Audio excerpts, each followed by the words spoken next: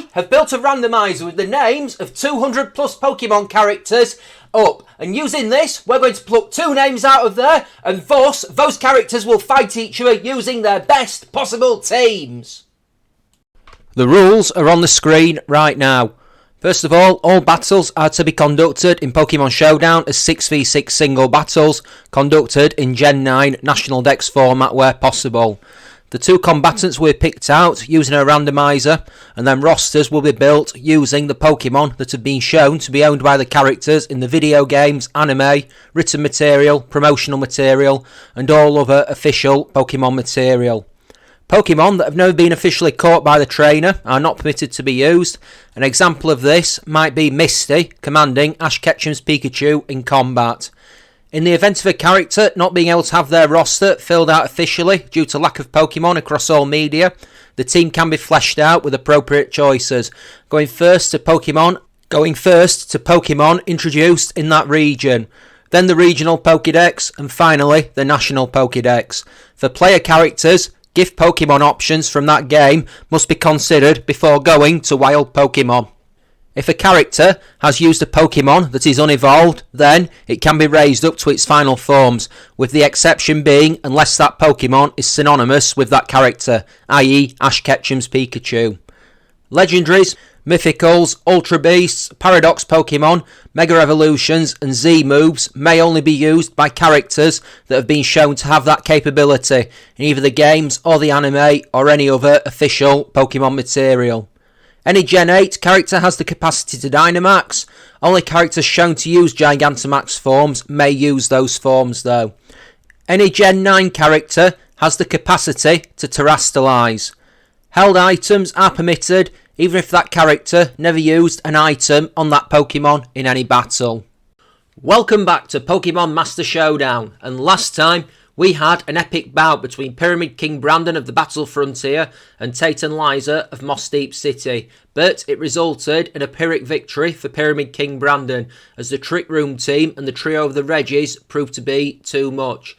This time we have Gary Oak of Pallet Town versus Trial Captain Mina of the Alola region. So, Mina is a fairy type specialist, while Gary has used a lot of different Pokemon in all his appearances. He's mainly been shown in the anime. He's perhaps best remembered for Blastoise, Arcanine, Umbreon and Electivire, but those latter 2 have not been selected today. There's options like Regidrago and Tyranitar. I'm not touching either of those. We're going for Blastoise and Arcanine, Nidoking and Scizor, while rounding out the team with the Skarmory, shown in the anime, albeit very briefly in a background shot, and the Venusaur, seen in the Electric Tail of Pikachu. No sort of team strategy here, just Pokemon good against fairy types. We are heading to the Indigo Plateau now, and we are about to get underway. It's Pokemon Researcher versus Wandering Battle Artist. It's Project Mew versus Seafolk Village. It's Gary Oak versus Trial Captain Mina. Today on Pokemon Master Showdown. Let's get this underway. We are waiting for the teams to be revealed. Soon, I'm sure all will be revealed. And for Mina, Ribombee, Gramble, Shiinotic, Klefki, Alola Ninetales and Wigglytuff. Mina starts with Ribombee, Gary starts with Skarmory. The 2 face each other down. Ribombee goes for a Sticky Web while Skarmory goes for the Taunt. Interesting strategies so far. The 2 are feeling each other out. I wonder what is going to happen next. Ribombee can only attack directly unless Mina wants to do an early switch out. That Sticky Web may well be a problem for Skarmory and for Gary's team going forward. Yep, Ribombee goes out, in comes Klefki as Skarmory goes for the Stealth Rocks. Hazards on either side of the field now, and Klefki goes for Spikes while Skarmory goes for another Taunt. It is setting out to annoy here. This is looking very interesting indeed. I wonder what's going to happen next as Klefki goes for Foul Play, Skarmory tanks it. Oh, Rocky Helmet, Klefki gets hurt by that. The Spikes are down now for Gary.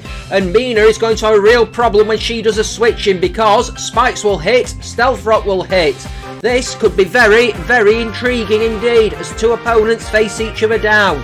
Of course, Gary Oak, long history of battling before giving it up to be a researcher. In comes the Alola Ninetales, straight onto the Spikes, straight onto the Stealth Rocks. But now the snow is up and another layer of Spikes comes down. I wonder if Gary is tempted to attack here because that Ninetales is very, very weak to steel, and that goes down to a crit, and that is the first knockout. Already we have a knockout, and this is shaping up to be very interesting indeed. What does Mina have to counter this? In comes Wigglytuff, onto the spikes, onto the Stealth Rock. It's already lost nearly 30% of its health. Wigglytuff goes for Protect, Skarmory goes for Iron Head, and Wigglytuff avoids it. Oh, interesting exchange. Another taunt. Wigglytuff is taunted. That's a knockoff. Skarmory loses the Rocky Helmet. Defense is going down. Speed is going up. Now, Gary, I think he was relying on that Skarmory being hit and dealing some chip damage from the Rocky Helmet, but that is no longer an option. Klefki comes back in. Onto the spikes, onto the Stealth Rock. Another layer of spikes. The snow has stopped. And with an Alola Ninetales down, there is going to be no more. A Thunder Wave, and Skarmory is paralysed. Iron Head hits Klefki, deals decent damage, but it is eating with the leftovers to try and get some health back. Now there's another layer of spikes down as Skarmory goes for the taunt. It's trying to bait Klefki into attacking. The two opponents stare each other down. Skarmory has been out for a while here. Another Iron Head smacks into Klefki, drops it under a third, and that is a foul play. Skarmory is getting faster, but Skarmory is paralysed. That defence is getting very low, so I would be very worried. Skarmory is paralysed, it can't move. That's the foul play. Klefki takes down Skarmory. So, what is Gary going to do to retaliate here? There's plenty of options. There's Arcanine, there's Scizor, there's Nidoking, and Arcanine comes in. Straight onto the sticky web, straight onto the spikes, but Klefki has been intimidated. I wonder what the counter is going to be. One might suspect a fire move. Are we going to be obliged, or are we going to be disappointed?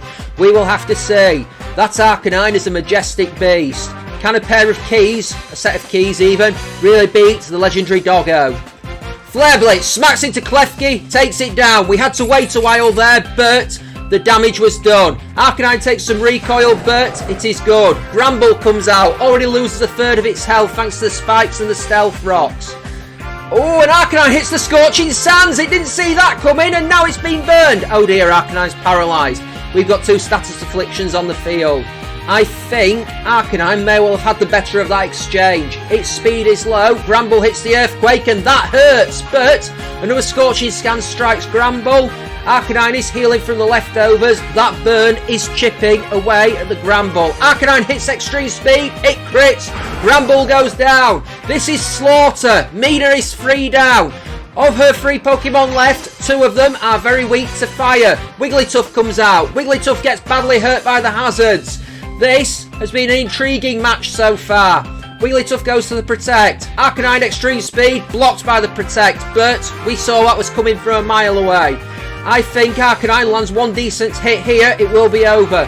Wigglytuff knock off the leftovers. Iron Head takes Wigglytuff down! Oh my word! We have seen slaughter here. I've said it before, I will say it again. What do we have next? In comes Ribombee, straight onto the spikes, straight onto the Stealth Rock, and that wipes out nearly half its HP. Ribombee hits Psychic, Arcanine goes down. What is Gary going to do now? He has 4 Pokemon left, Mina has just the 2, and that Ribombee has been pretty banged up. I think whatever he does next is going to prove to be very interesting. In comes Scizor, caught in the sticky web, caught by the spikes. These two opponents face each other down. I wonder if Gary's going to try and set up. Scizor is paralysed. Oh dear, this could be worrying. Can Mina turn this around? That is the question we have to ask. Ribombee hits Psychic. That does not do much. Scizor has Swords Danced. Oh my word, this has the potential to be very, very worrying indeed. Scizor might be paralysed, might be slower, but in comes Shiinotic. Is Mina wanting to press her advantage? A third of her head goes, Bullet Punch takes Shiinotic out! What a blow! I think she expected a bit more there. I do not think she expected it to go the way it did. Ribombee comes out, it's on 1% health. Those hazards have hurt it. Bullet Punch strikes Ribombee down, and Gary takes a majestic win there. That was dominant. If that's the best that Alola has to offer, then I think the Kanto region can feel very superior there. That is a disappointing showing from Trial Captain Mina. Oh my word. Well, I'm out of breath. I think that was an exhilarating fight. We're going to see what happens next time. So, from the Inigal Plateau, folks, this has been Pokemon Master Showdown. Take care. We will see you for our next broadcast. Au revoir.